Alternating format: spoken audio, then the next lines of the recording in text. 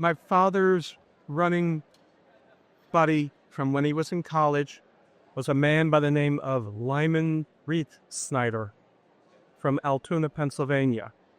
My father had had polio, was not able to do sports, was not able to be in the service. Lyman Snyder was the star basketball player, star sports person for the college at the time. He was a 6'2" blue-eyed blonde. After he graduated, he enlisted in the Marine Corps, ended up going to the South Pacific. He ended up on Saipan, where he was killed.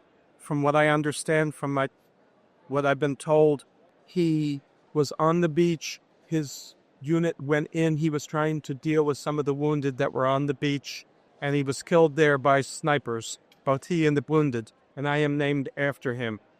What an honor. My father, on some of the movies where they showed actual clips from World War II, he actually saw Dutch on some of them. Reef Snyder's nickname was Dutch because he had such a German accent from Altoona out in Pennsylvania. Did your family go visit his grave? No. For a while he was buried on Saipan. The college, actually, one of the pictures on the alumni news had a picture, the cross with his name on the beach where they had buried him. He was then brought back to Altoona and buried in the cemetery behind the house he grew up in. My father never went out there. When I was 6 or 7 years old, Mr. Reef Snyder called my dad and told him to stop sending flowers to the family in Dutch's memory. Mrs. Reef Snyder could not deal with it any longer. And I don't know if he could have dealt with the grave or not. I have no idea. He never wanted to go there. They're called the greatest generation. You agree with that term? I have known quite a number of World War II veterans. They are very tight-lipped about what they did. They don't want to talk about it. And yet they are the ones who I would go along with the term because I don't know how else to describe them. I taught school for almost 20 years for the Bureau of Indian Affairs. Do you believe that in the education system today does enough to teach the kids, future generation, about World War II? It's been 30 years since I've taught. On the Indian reservations, it was interesting because when I taught the Navajo, I got to meet some of the code talkers. When I was in South Dakota, they didn't talk much about World War II, but they thought it was important that their young men go off and serve. I've dealt with former students from the Gulf War who have had issues. You mentioned also that you had been to Hiroshima. Yes, before COVID, 6-7 years ago. And I've been there once. I'm going to Japan again this year, and I'll be going back there. Was it right or wrong to drop a bomb?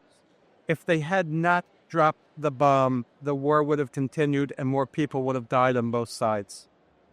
Now, whether that's right or wrong, I don't know. I also know that Hiroshima was not a military site or target. Hiroshima was picked because when they needed to drop the bomb, it was the easiest place to get to. And when you go over there and you deal with the people that are the children and are the grandchildren and great-grandchildren of the survivors, you understand their point of view. If they dropped it on Tokyo, the fighting would have continued no matter what because of the religious significance that they had with the rulers of Japan at the time. Yeah, it was necessary. I don't especially like it, but it was necessary. And people still didn't believe it until they did Nagasaki. I understand the reasoning why. I know it was necessary. I wish they'd had a better target. They need to do both. The beginning of the war and the end of the war. They need to see both. They need to hear both sides of the story. When you teach with on the Native American reservations, you hear the Indian side of the Indian wars. You need to hear both sides before you make a decision. When I was there was a man outside the building that everybody associates with Hiroshima, the one that they normally show from the sky. I got to see from this side, and I have pictures of that. But he was talking about his 4 grandparents and what had happened to them during World War II. And they were all in Hiroshima. The one that hit me was the one that was a school teacher, simply because of being a school teacher. And he was outside the bomb blast radius. And when he was allowed to go in, his entire class was gone. And he hunted for the group for the year before, and they were gone. The gentleman said by the end of the war, the man had lost 92% of the students he had ever taught. And he never talked about it until the guy was in his 90s a little bit. And then I also was into the museum, and I was right behind a group of Japanese students that were what we would call 8th, 9th graders. We went into the one section, and by the time we got through with the one section, they were dead still. What they had on the wall there, which really threw me also, was pictures of the kids who were killed, who were their age. Either the clothes they were wearing, or the things they were handling, or the books they were carrying. I got through that and through the little bit of the next, and I couldn't handle anymore and left. I have lost, out of my first group of kids I taught in South Dakota, I would say 2/3 of the students. But they didn't all go in 30 seconds. And I know why they died, and typical reasonings for dying for being Native Americans on Indian reservations, between murder and suicide and alcoholism and diabetes and heart issues and you name it. And I knew code talkers out of the Navajo. I went to a Memorial Day service, I guess it was, or a parade in a place called Farmington in New Mexico, about 110 miles north of where I was teaching. The flags would go by, the crowds would be yakking and talking.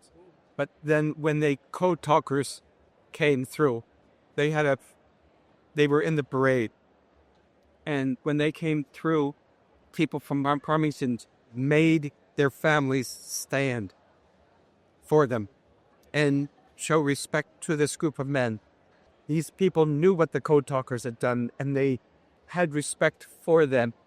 A lot of the respect they did have because they didn't like the alcoholics, and the code talkers are not. At least the survivors at that time were not. They made everybody stand up. They explained to their kids who these people were and why they needed to show them respect. First time I visited, I was there for an American Legion National Convention. There was a lady in the auxiliary who had told me how to talk to get myself elected to being the department commander. She had missed going to the Arizona with the auxiliary, and to me, it was important that I got her there. Where she had issues, and I also do, was the Japanese tourists who treat it like just a tourist spot and don't show respect for the dead because they don't know any better. She had some trouble with that, and it bugged me. Also bugs other people I know who have families who were lost in World War II, in the Pacific. What were your thoughts? I did not realize the average age was 18 until you told me. Because I was dealing with her, it didn't, just the numbers didn't register. What hit me harder was the movie of that.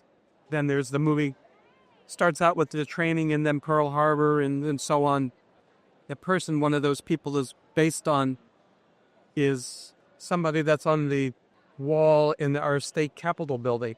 He was one of the pilots that actually got up and shot down some of the Japanese planes. And I mean, I didn't know that till after I was there. The first time I was there, because I was dealing with the other lady, the stuff didn't register. Oh, I've been there since then, and you get there, and the whole thing just kind of hits you. How does it feel to be named after somebody who was a World War II KIA? Lyman Snyder, they called him Dutch. He was a Marine. When I was growing up, people could not pronounce my first name. Nobody would use Dutch because it threw my dad. It took me a long time to realize exactly who I was named after. And once I realized it, then it was different. The older I get, the more honored I feel. Because when I was younger, it didn't mean a whole lot. The World War II people didn't talk about it. My dad didn't talk about Dutch at all. most of what I learned about him after my dad passed. And I found things. Well, thank you very much. Really appreciate you